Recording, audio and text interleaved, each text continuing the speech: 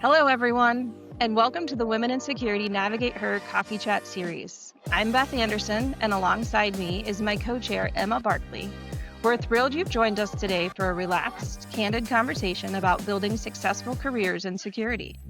Our goal is to connect you with inspiring stories, practical insights, and real-world advice from leading women in the field. So grab your coffee, get comfortable, and let's dive in. Hello, I'm Sabrina Wilson with Spill the Tea Consulting, and I am here today with Jill Lehman, who is a master of a lot of different things. So she has a long career in human resources in the corporate world, left 6 years ago to start her own consulting business, Evolve HR Group, as well as a gallery owner of high frequency arts.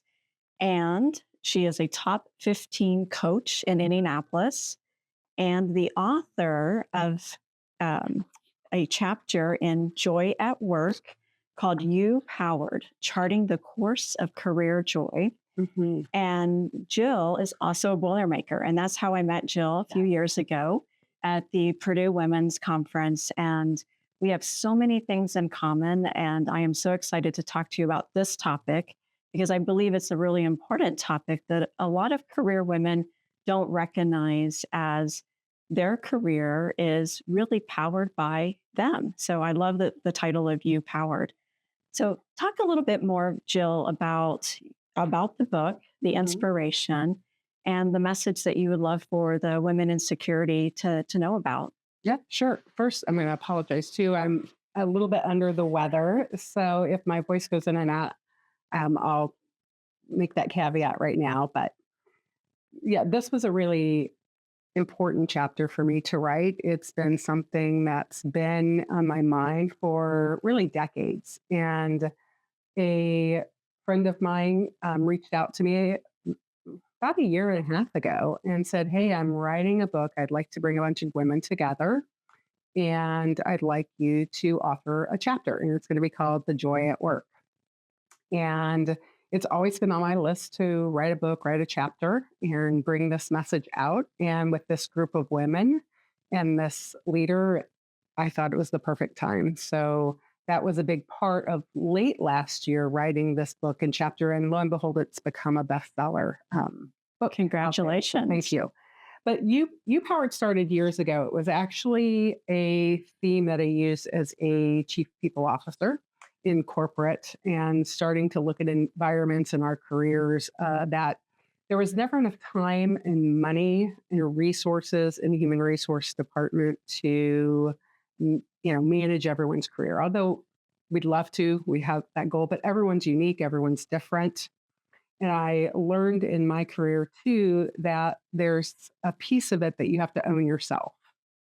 And that's really where the You Powered story came and evolved. So it was a combination of me as a young career executive, realizing there were point in times that I needed to raise my hand and do some self-advocacy and self-development to get where I wanted to go, but also in coaching and working with everyone from early career to corporate executives on how do we have the career that we want. And, I like to think when you talk about writing a book and owning an art gallery and owning a consulting business that, I've found the joy in my career by the things that I'm really good at, my strengths, and the work that I love to do. And I feel really blessed and honored to be able to do it. I love everything that you've just said. And one of the things that always frustrated me as a HR leader is when someone would resign from the company and I'd go and have a conversation with them and curious about why. And they would say, well, the company didn't develop me. My manager didn't develop me. And my response would be, well, guess what? The next company or the next manager, they're not going to develop you. That's on you. And I love the image that you put in this because it's the same one I use, is you're in the driver's seat. Mm-hmm. And you've demonstrated that yourself by putting yourself in the driver's seat, chasing the things that you're passionate about, pouring your energy into those to be successful as an HR leader, now as an HR business owner. art gallery owner and the things that you've done. Um, so what would be sort of the first thing that you would really advise somebody is, okay, now I've taken the owner's seat of my development of my career. What next? Yeah. So in the book chapter, if you read it, it's all about intentionality. And I call it harnessing your internal GPS, which is really what are the things that we need to do to own our career? And that's things like one, self discovery. Who are we? What are our strengths? What are we good at? What are we not so good at? What do we like? What do we not like? What gives you joy? What gives us joy? Where do I need to develop myself? And we have to be really honest about what those things are. And there's a lot of ways to discover that. There's assessments that we can take and participate in. Another way is to really be open and take in feedback from others, mentors, advisors, peers, previous leaders. If we're willing to accept it, to take some of that. Some of the best feedback I ever got was some of the toughest feedback that I ever received. Agree. And being open to that and not being afraid to take that in and grow from it and understand it. So that's a big piece of it, just self-discovery. The next piece. Before you leave that, I would also add, think about the things that people call you for. Mhm. What are you called on to do? For me personally, anytime somebody was thinking about a career transition, they would call me. Yeah. And so that's where I spend my energy now in my own consulting business, is helping people through transition. So think about when your boss asks you to do something, when you're called on, when your friends or family ask you for advice, what's that? That's probably your superpower. Absolutely. You're leaning into your strengths. And that's, just to hit on another chapter in the book, one of the other authors talks about your superpowers. So in this book, I think all these chapters kind of meld together in themes that help you develop your career. And now what's next? Yeah. So they're in the driver's seat. They know what their strengths are, what gives them joy. What's next? Yeah. Another piece is just self-advocacy. Sometimes, especially as women, we don't advocate for ourselves. We Totally agree with wait that. for, permission for so many things, or we wait until that job description is ideally suited for us.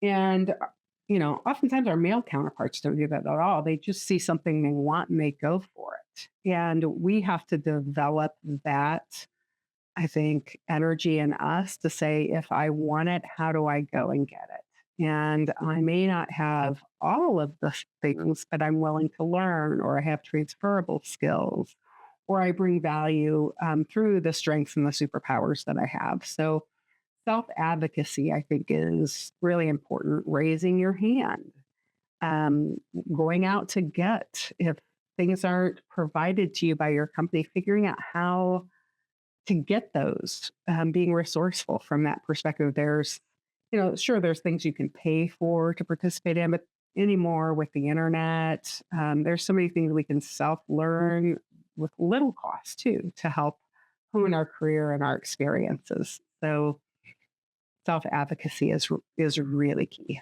No, I agree. And I think it is difficult for women because we want to be perfect. We want to have all of the boxes checked before we say, I can do that.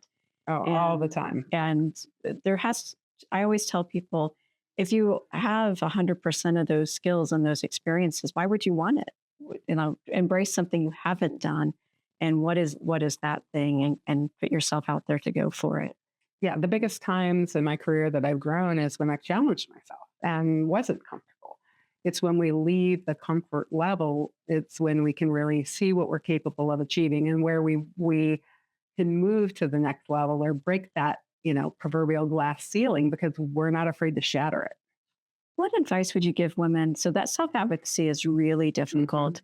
Because I think a lot of us also grew up in an environment where we were told not to brag. Mm-hmm. And it feels a little bit like you're bragging or drawing attention to yourself. What advice would you give women that have to overcome that fear as well? Yeah. There's a difference between confidence and bragging. And confidence is something that this is your superpower, right? Because you've worked to self-discover that. And you put those things in practice through what I call little proof points. And I think if you can look at them as I'm going to give proof points of my confidence or my ability or my competency in this without bragging. Bragging is you have to tell them that you can do those things or that you're capable of those things.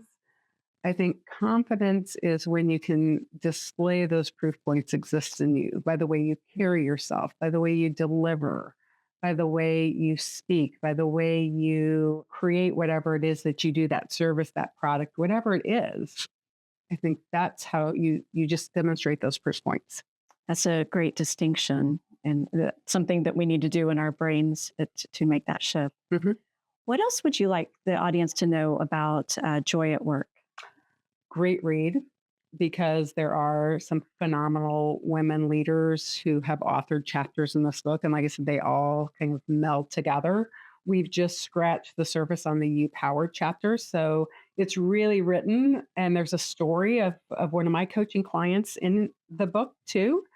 So not only is it rich with tools for you and the gears that I talked about, but it's actually a story, a true story of one of my clients that I've coached and was in that proverbial mid-career slump of I've done this thing for so long, I don't know that I can do anything else, and I have no confidence in how to get there. So you'll hear their journey using some of the things that we talked about. So it's a great read. It's a quick read, and I encourage everyone to give it a try. I would agree.